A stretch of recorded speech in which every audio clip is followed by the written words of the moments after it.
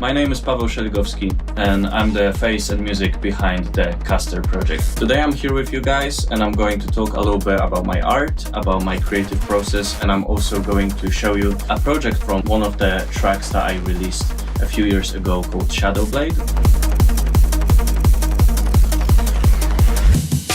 The main program that I use to write and produce my music is FL Studio from ImageLine. I really love this program because it's very efficient and it's very artistic.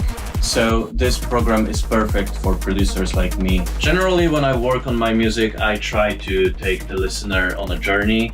I try to create a memorable soundscape that puts the listener into the world that I'm trying to create. I remember starting this track with this little nice driving lead, which occurs throughout most of the track. It's a plug from a plugin called Diva.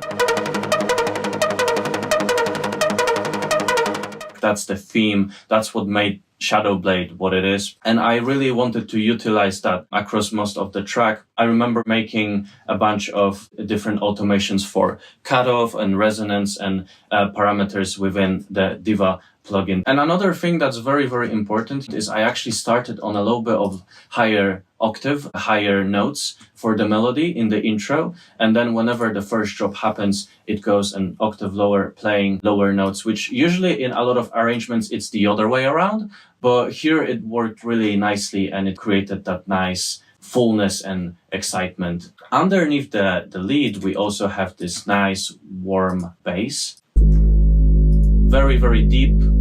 It's your pretty common, pretty standard re-space, and it works really well with this lead together. It's only like two elements really, but they just work with each other so well that it creates that sense of fullness and depth. I also feel like you have to be very mindful of the sound selection. When I made that little loop and I added the bass and I had my drums, I felt like that's really all the track needed for the most part. And I didn't end up adding that many synths to it. I kept it rather minimal, but we can also audition some of the background elements that I have. We have this vocal here.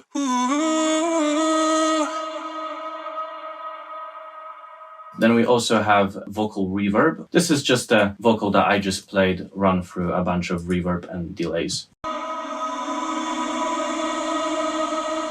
which creates this nice back and forth between the dry vocal and then the reverb playing at the end. And this is also something that I really, really like to do in my music and in my art, all of those back and forth contrasting elements that play with each other. I find it very musical. And now let's talk about the drums and what's happening. They are quite minimal as well. It's mostly the kick because of that 4 on the floor groove. This is a pretty straightforward kick, electronic digital kick, nothing too crazy, nothing too complex. Then it has a section where the claps are coming in as well. And we've got some cymbals. And here we also have this little amen break. It's a little nod to the classics, to older drum and bass records where amen break were especially prevalent and very, very common for people to sample, which I used just as a little feel here between the sections of the track. Because I left so much space for it and because it came out so almost like abruptly, it created this really nice magical moment. And that's something that I really like to do in my music. Those really like hard cuts for certain elements to just shine through for a second or two. Another element that we have in this drum and bass section is this re-bass that I made in Serum.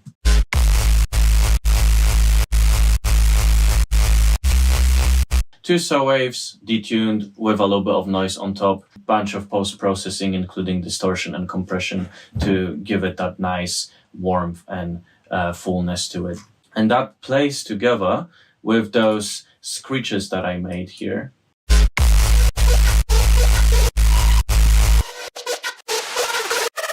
I remember making that re-space and feeling like yeah, this is really cool and this slaps, but it kind of needs something on top. And I got bored of this ARP by now, so let me try some different element. And I was playing around with some ideas and I made some screeches inspired by hardstyle.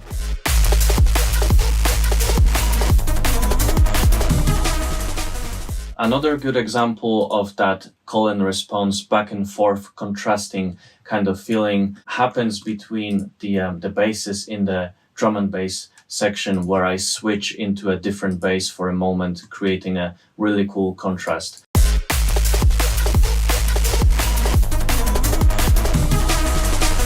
And I'm using different basses. So the first one is the Reese that we were talking about. And the second bass is this plug bass that happens here. And again, it's inspired by some of the neo-trance sounds. And I felt like it added that nice groove underneath the ARP and the main melody. And therefore, it also created that nice rhythmic, very plucky, very fast, very driving feeling, as opposed to that very sustained, moving Reese. We also have this lead layer here,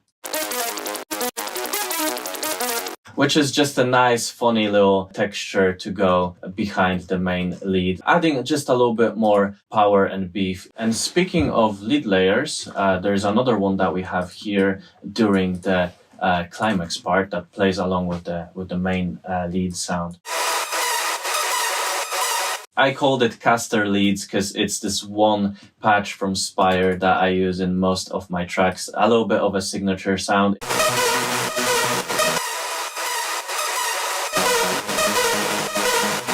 And I'm also having a different bass here.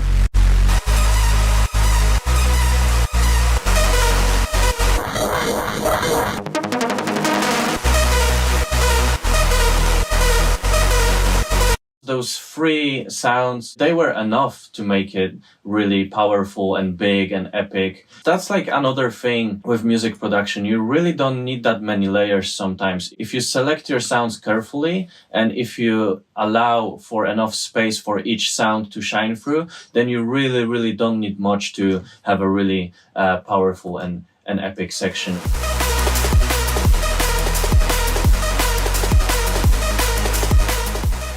I'm not done with the track after this part. I felt very, very creative and very inspired to continue on that genre bending. I came up with this entire acoustic metal section for the final part of the track.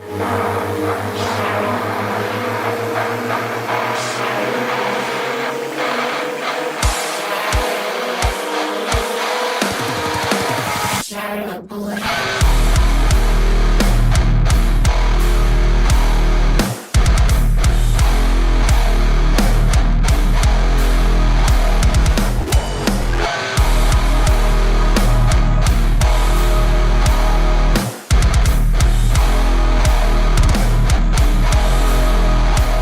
It was a very bold move and a really creative decision, but I think it really worked well for the track and kind of brought a very interesting ending to that previous section. I wanted to give a little shout out to the phenomenal artist that performed those guitars for me. His name is Tom. He goes by the name Hollow. He makes some really awesome music and I think you guys should definitely check it out.